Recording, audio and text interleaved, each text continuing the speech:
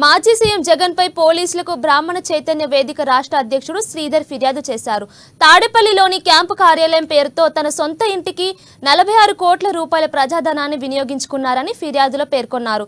ప్రభుత్వ నిధుల దుర్వినియోగం కింద జగన్ పై చర్యలు తీసుకోవాలని శ్రీధర్ కోరారు.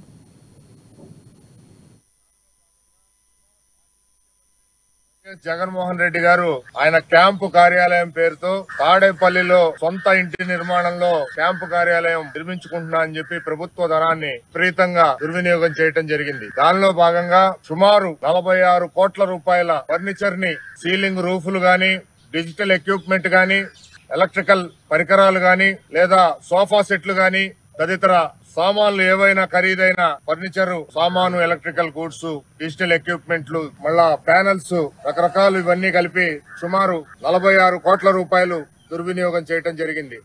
ఆయన సొంత ఇంటికి కోసం ఖర్చు పెట్టుకోవడం జరిగింది.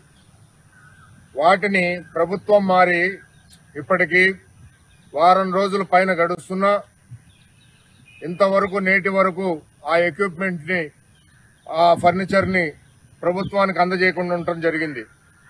ఇది చట్టరీత్యా నేరం.